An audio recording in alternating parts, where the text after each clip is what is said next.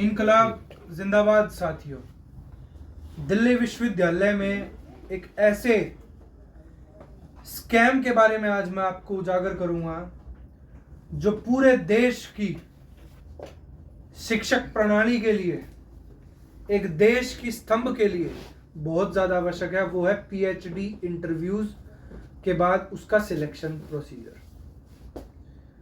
ऐसे गंभीर आरोप हमारे सामने आए हैं कि पीएचडी इंटरव्यूज जो डीयू के अंदर लिए गए हैं उसमें डिपार्टमेंट के एचओडी से लेकर, डीन से लेकर, रजिस्ट्रार से लेकर उच्च अधिकारी भी शामिल हैं। और इस पूरी प्रोसीजर की प्रक्रिया में मैं आपको अवगत कराना चाहूंगा कि 28 मार्च 2024 को यूजीसी का एक लेटर आता है जो ये रिकमेंडेशन करता है एक यूनिवर्सिटी के ऊपर कि 70-30 की वेटेज के तहत यूनिवर्सिटी में पीएचडी एडमिशन्स को इनटेक करा जाएगा। 70% वेटेज दी जाएगी नेट के स्कोर को और 30% वेटेज दी जाएगी इंटरव्यू जो डीयू अथॉरिटी कंडक्ट करेगा। यूनिवर्सिटी ऑफ दिल्ली ने 14 मई को अपना लेटर निकालते हुए यूजीसी की गाइडलाइंस को स्वीकारा और स्वीकारने के साथ साथ इसमें क्लियर कट मेंशन किया है कि the PhD admissions will be based on combined merit of net marks and the marks obtained in the interview. परंतु एक प्रश्न चिन्ह, सिर्फ और सिर्फ इंग्लिश डिपार्टमेंट को छोड़कर बाकी सभी डिपार्टमेंट्स के रिजल्ट्स 100% सिर्फ इंटरव्यू के बेसिस पर दिल्ली यूनिवर्सिटी में लिए गए। नेट के स्कोर को कोई वेटेज नहीं दी गई। जो डीयू अथॉरिटीज की मर्जी आई उन बच्चों को एडमिशन दिया गया पीएचडी के अंदर। जो डीयू प्रशासन के हायर अथॉरिटीज से फोन आया उनको एडमिशन पीएचडी में दिया गया।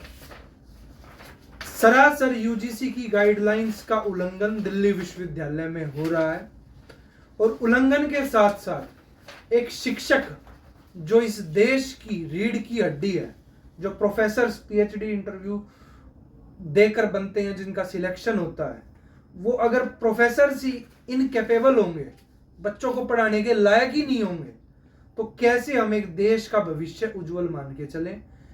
क्योंकि पिछले 5 से 6 साल के अंदर जितने इंटरव्यूज के इनटेक हुए हैं वो इसी प्रोसीजर के तहत चलते आ रहे हैं कि या तो सिफारिशों के तहत पीएचडी में एडमिशन हो रहे हैं, या पैसों के लेन देन के तहत एडमिशन हो रहे हैं, या किसी शाखा में जाने से डीयू के अंदर एडमिशंस पीएचडी के अंदर हो रहे हैं। ऐसे शिक्षक आज दिल्ली विश्वविद्यालय में प्रोफेसर बनने के लायक नहीं है जो इस प्रोसीजर को फॉलो नहीं कर रहे। मैं आपको दिल्ली यूनिवर्सिटी की इंग्लिश की लिस्ट दिखाना चाहूंगा जिसमें मार्क्स एनलिस्ट किए गए हैं कि कितने % मार्क किस स्टूडेंट को मिले हैं।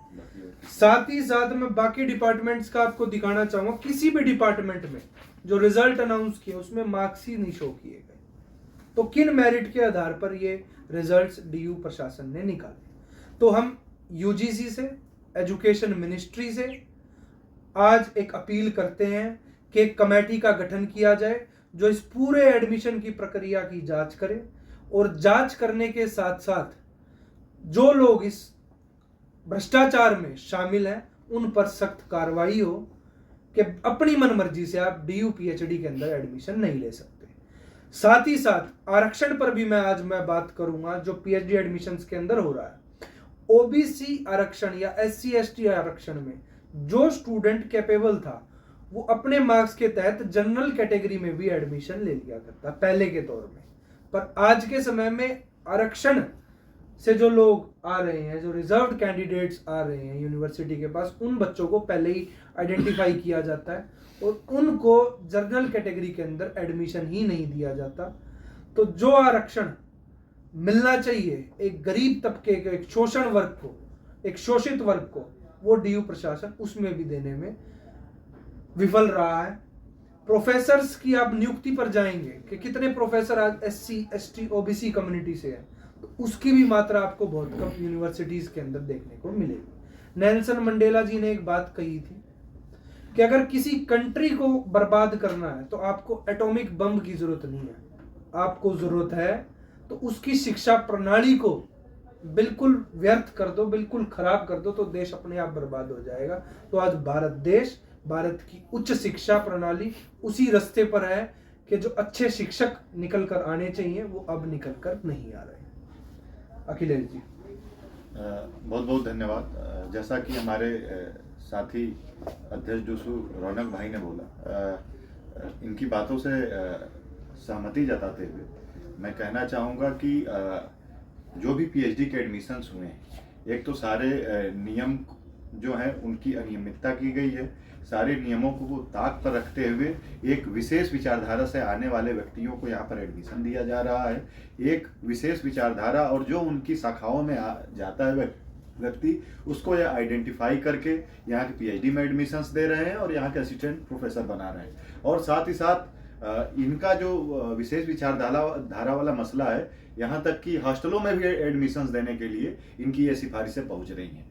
तो ऐसे में जो दिल्ली विश्वविद्यालय, जिसका अपना एक स्वर्णिम दौर रहा है, दिल्ली विश्वविद्यालय जो कि अपने इतिहास के लिए, एक बेहतर इतिहास के लिए जाना जाता है, ये लगातार इनके द्वारा धूमिल करने का प्रयास किया जा रहा है। हमारी जो मांगे हैं वह सिर्फ है कि जो बेस ऑफ मार्किंग है इनकी, किस बेस पे इन्होंने मार्किंग किया। जैसा कि हमारे साथी ने दिखाया, ये सारे इंग्लिश डिपार्टमेंट को छोड़ करके जितने भी सारे डिपार्टमेंट्स हैं, इनकी बेस ऑफ मार्किंग नहीं पता है। इनके एक प्रकार से इनके काले चिट्ठे भी हमारे पास हैं। आगे आने वाले समय में हम इनको उजागर करेंगे।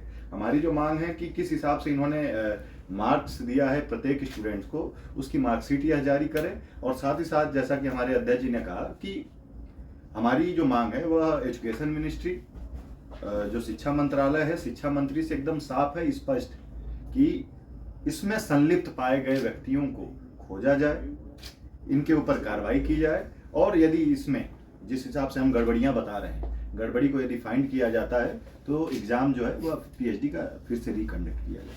साथ ही साथ आज इस प्रेस कॉन्फ्रेंस में मैं एक फाइनल बात आपको बताना चाहूँगा कि यूनिवर्सिटी के अंदर और बड़े स्कैम मैं हर हफ्ते अब उजागर करूँगा। एग्जामिनेशन ब्रांच से लेकर जो भी हायर अथॉरिटीज़, चाहे वो किसी हायर अथॉरिटी का बच्चा डीयू में पढ़ रहा है तो वो किस ग्राउंड पर एडमिशन लेकर पढ़ रहा है, उसमें भी आपको कई नाम आने वाले समय में देखने को मिलेंगे कि किस प्रकार सिर्फ पीएचडी ही नहीं, यूजी से लेकर पीजी एडमिशन्स तक भी प्रोफेसर्स के बच्चे, सीनियर हायर अथॉरिटीज के बच्चे दिल्ली विश्वविद्यालय की सीटों पर कब्जा जमाए बैठे हैं, जो उसको डिजर्व ही नहीं करते। धन्यवाद। इनकलाब जिंदाबाद।